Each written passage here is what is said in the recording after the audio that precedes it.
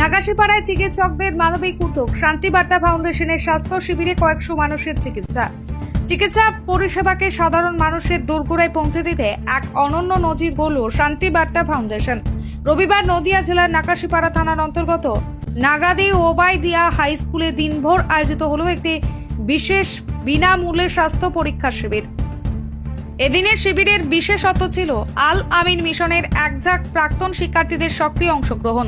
বর্তমানে যারা স্বনামধন্য চিকিৎসক হিসেবে প্রতিষ্ঠিত তারা শান্তিবার্তা ফাউন্ডেশনের ব্যানারে একত্রিত হয়ে এলাকার কয়েকশো দরিদ্র ও সাধারণ মানুষের বিনামূল্যে স্বাস্থ্য পরীক্ষা করেন এবং প্রয়োজনীয় পরামর্শ দেন।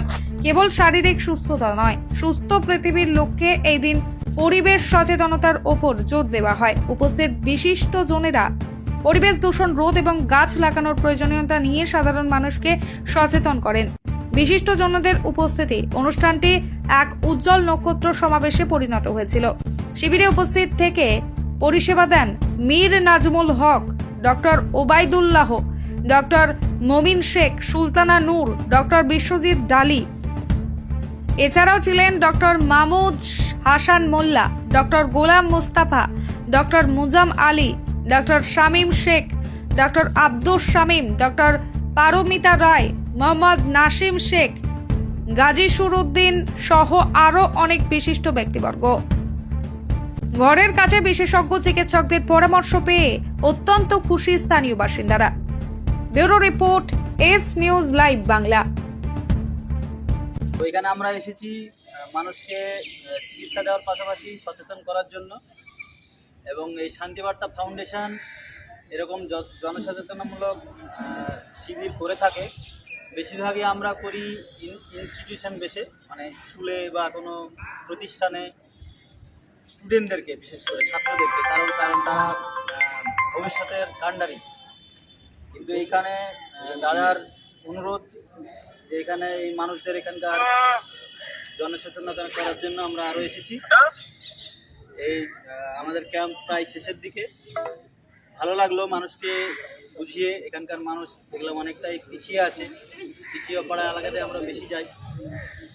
তো এবং এই শান্তিবার্তা ফাউন্ডেশন এই মানুষদেরকে আরও বেশি সার্ভিস দিতে যেন পারে, আপনারা সহযোগিতা করবেন, আরও মানুষের কাছে আরও যেন পৌঁছায়, এটুকুই আমার বলার। এবং আমাদের এই ডাক্তারবাবুদেরকে বিশেষ ধন্যবাদ। ওনারা অনেক কাজ ছেড়ে আমাদের সঙ্গে এক ডাকে চলে এসেছে। এর জন্য মানে পয়সা দিয়েও এগুলো হয় না। তো তাদেরকে বিশেষ ধন্যবাদ আমার পক্ষ থেকে এবং শান্তিবার্তা ফাউন্ডেশনের পক্ষ থেকে।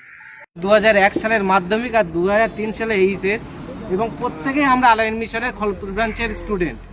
আমাদের লক্ষ্য ছিল আমরা প্রত্যেকে এখানে যতজনকে দেখছেন খুব গরিব, খুব দুস্থ ফ্যামিলি থেকে আমরা বড় হয়ে পড়াশুনো করেছিলাম। অন্যের জাকাতের টাকা, অন্যের দানের টাকায় আমরা মানুষ হয়েছিলাম। বিগত কয়েক বছর ধরে আমরা ভাবছিলাম যে কিভাবে আমরা যেভাবে সাপোর্ট পেয়ে, মানুষের সাপোর্ট পেয়ে আমরা আজকে প্রতিষ্ঠিত হয়েছি, মানুষকে কিভাবে এরকম সাপোর্ট রিটার্ন দেওয়া যায়।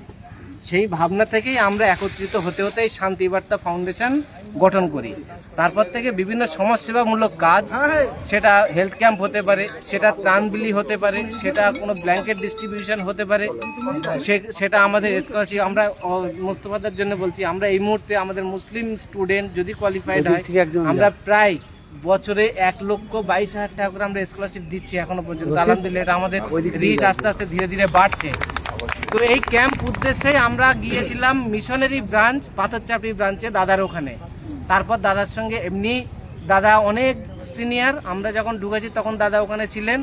আর তারপরে খুব ক্লোজ রিলেশনের মধ্যে এসে যাওয়া, তারপরেই দাদা বললেন যে আমার এখানে অনেকটা নিডি এরিয়া আছে, যদি আপনারা আছেন। দাদা নিজের তত্ত্বাবধানেও কিছু ডাক্তার অ্যারেঞ্জ করেছেন, আমাদেরও আছে।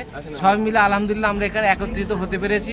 আশা করছি আমরা আজকের দিনটা সত্যিকারেরই একটা ভালো রকম সাপোর্ট মানুষকে দিয়ে যেতে পারবো।